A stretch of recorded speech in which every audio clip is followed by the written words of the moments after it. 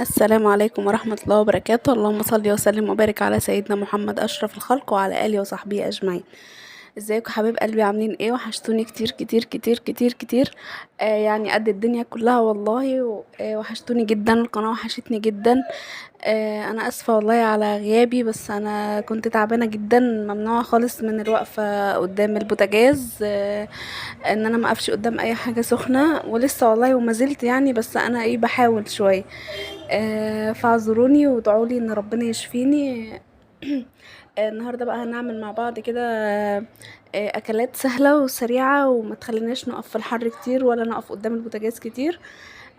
هنعمل بقى مع بعض النهارده، هنعمل فراخ.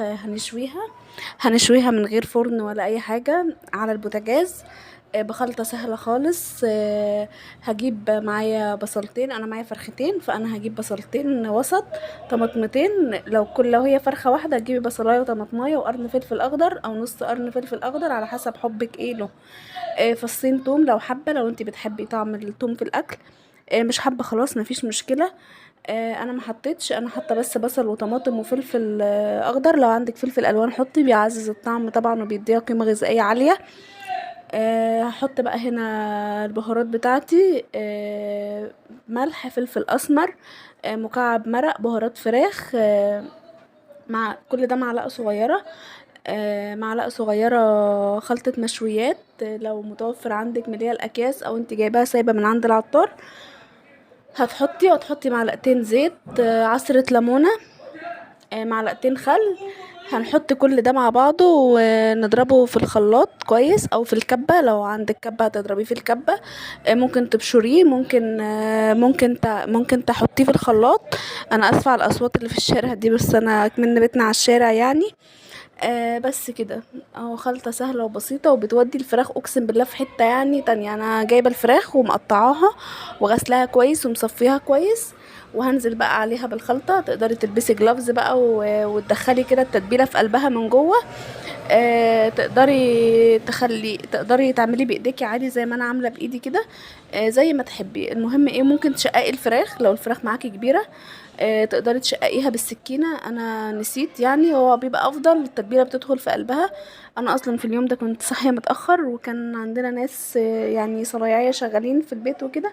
وجوزي جه صحاني حوالي الساعة 10 أو 10:30 أو 11 كمان، يعني أنا كنت بادئة في الأكل ده 11، وخلصت على الغدا ساعة الظهر يعني، والدنيا كانت تمام. بصوا اهو، الفراخ اهيت حطيتها على النار. بس خالص يعني مفيش مشكلة، نحطها الأول على النار عالية عشان ما تنزلش ميتها وتنشف. وبعد كده بقى ايه هنهدلها النار، هنشوف برضو مع بعض دلوقتي. اهو بصوا بقى، بابريكا انا حطيت في التوابل بابريكا، هكتبها لكم في صندوق الوصف عشان انا بنسى، فاعذروني معلش. اهو هنلم بقى كده عشان لو في حاجة في حروف الصينية ما تتحرقش مننا. الناحية التانية، الحلة التانية دي انا كنت بعمل فيها عصاج، هتشوفوه برضو معايا دلوقتي. انا بوريكم بقى الفراخ وهي بتبقبق كده اهو. آه، طبعا بفرغ لها كده عشان هي كانت لازقه ببعضها شويه، فمفيش حته تتحرق وحته يبقى فيها ميه. اهو بصوا زي ما انتوا شايفين معايا كده. والله العظيم يعني انا معتمده طريقه الفراخ دي وتتبيله الفراخ دي، انا ما تبلتهاش يعني، انا ما سبتهاش في التتبيله حاجه، لان انا زي ما بقول لكم انا كنت صاحيه قايمه متاخر، كنت تعبانه اصلا يعني وكان ربنا اللي يعلم بيه. ف... فكده يعني، فعملتها على طول ما تبلتهاش. لكن انتي بقى لو عندك وقت تقدري تتبليها من بالليل، لو هتشويها على الفحم برضو الطريقه دي جميله جدا، بشويها على الفحم عادي. تقدري بقى تتبليها من بالليل، من قبلها بساعتين، من قبلها ب4 ساعات، 6 ساعات زي ما تحبي، نص ساعة. ما فيش خالص انا بقى اجيب لها غطا واغطيها. الغطا ده كان صغير شوية على الصينية. هنعمل بقى صينية رز معمر اللي في الحلة اللي هناك ده على الصاج زي ما انا قلت لكم.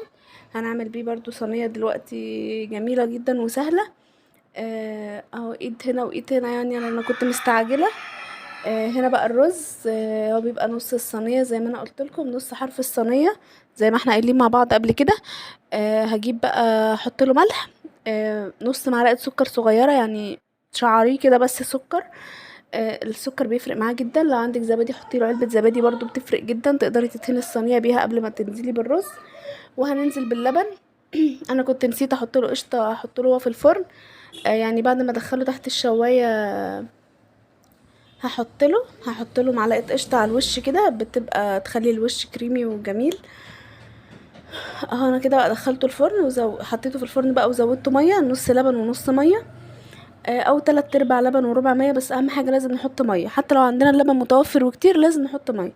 هنا بقى جبت بقى الصينيه اللي انا هعمل فيها الجلاش. هعمل الجلاش، احنا عاملينه مع بعض على القناه قبل كده، فانا يعني مش هطول عليكم قوي.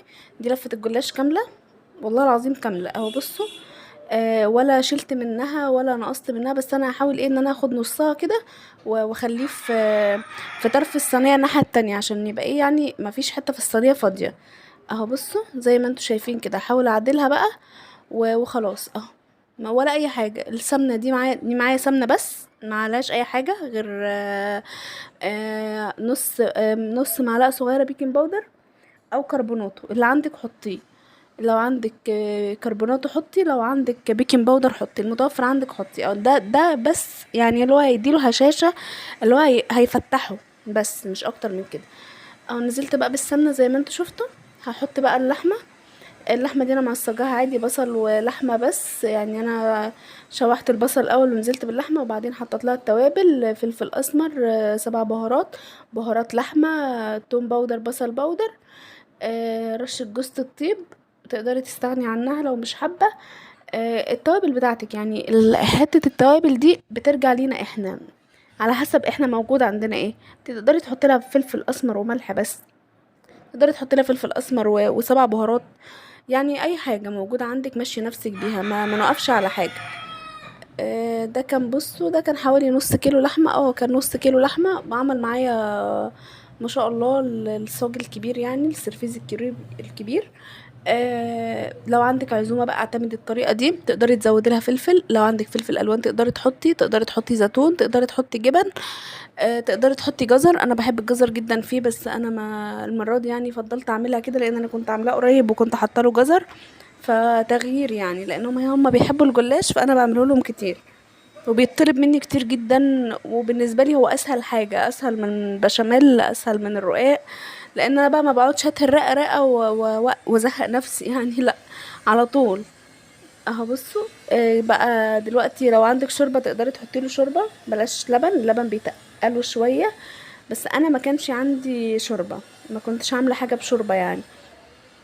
ودلوقتي بقى لو احنا حتى عاملين شوربة النهاردة وتفضل شوية، لو ما تحطوش في التلاجة، لو ما تغلوش كويس بيبوظوا على طول.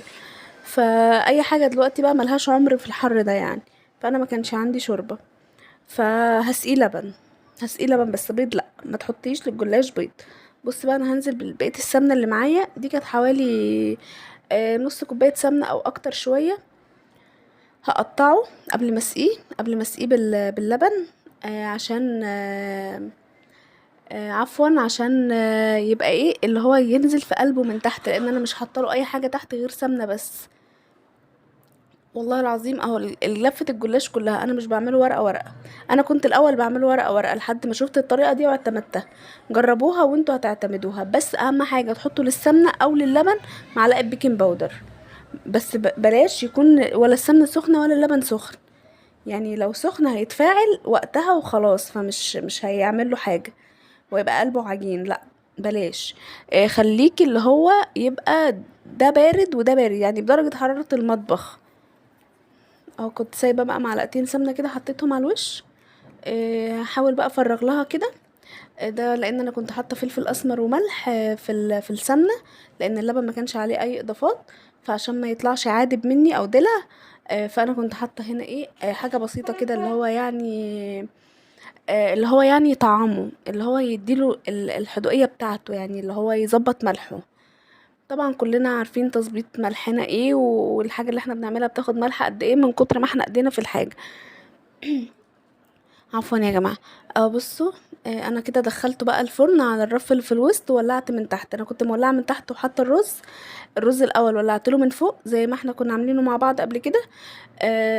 ولعت له من فوق وخد وش، وبعدين نزلته على الصاجة من تحت، على الصاجة على طول، مش على اقرب رف ولا الكلام ده، لا على الصاجة على طول.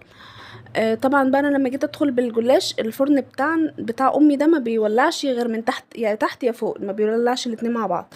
فانا كنت مولعه من تحت ونزلت بالرز تحت وحطيت الجلاش في الرف اللي في الوسط.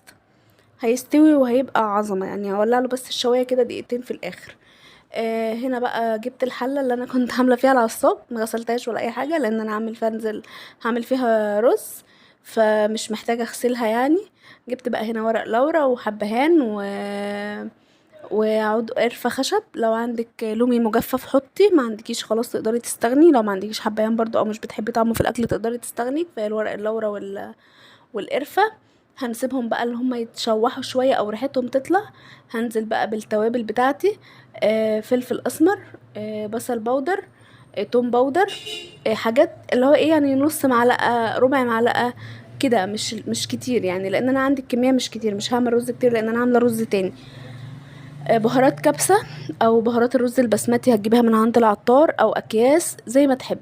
هنا بقى نزلت بنص معلقة صغيرة زعفران بودر، زعفران بودرة زعفران. ده بقى بيودي الرز في حتة تانية. انا لا بقى بحط كركم ولا كاري، مش بحط كركم ولا كاري خالص. هو ده بيدي لون تحفة للرز. وعند العطار على فكرة مش غالي يعني. انا قاعدة في قرية، عايشين هنا في قرية ومتوفر عندنا.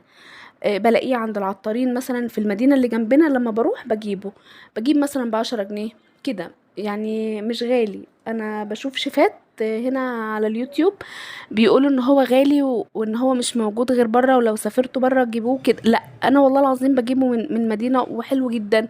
وبجيب منه اللونين، بجيب منه الاحمر والاصفر، واللونين تحفة جدا. كنت عاملة بيه فراخ تندوري مرة اللون الاحمر وكانت طالعة يعني فظيعة.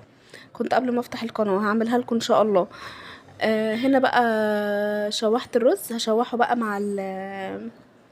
مع التوابل كويس قوي. ما حطيتلوش اي حاجه، ولا بصل ولا جزر ولا اي حاجه. لو عندك تقدري بقى تحطي معاه قطع فراخ قطع لحمه زي ما تحبي، بس انا ما حطيتش اي حاجه.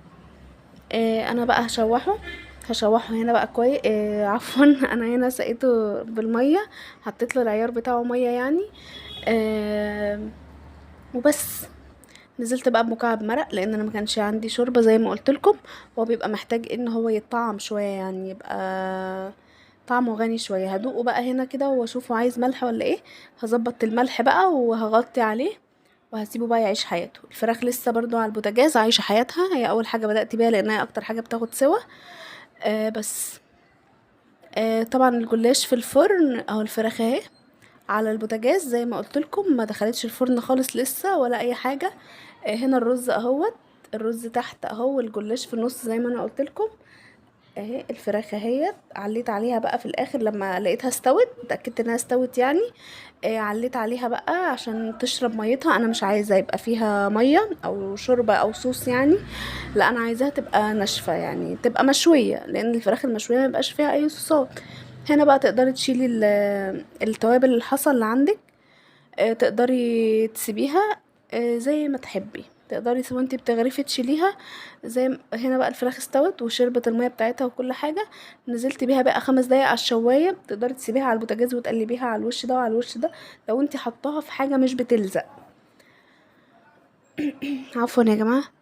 بص الرقاق بقى طلع اهو الجلاش. عفوا برضو انا والله العظيم مش مركزة خالص. انا مش عارفة يعني، بس الحمد لله الحمد لله. كله يعني فضل ونعمة من ربنا والحمد لله. التعب كله يعني تكفير ذنوب، ويعني حاجة جميلة من ربنا، مش من ربنا ما بيجيبش حاجة وحشة ابدا والله. بس هو طبعا يعني البني ادم لما بيتعب كده بيزعل على نفسه، اللي هو بقى بيبقى مش قادر يقوم يعمل حاجة. انا عندي اطفال صغيرين. بس الحمد لله يعني انا محضره لكم مفاجأة هقولها لكم قريب ان شاء الله.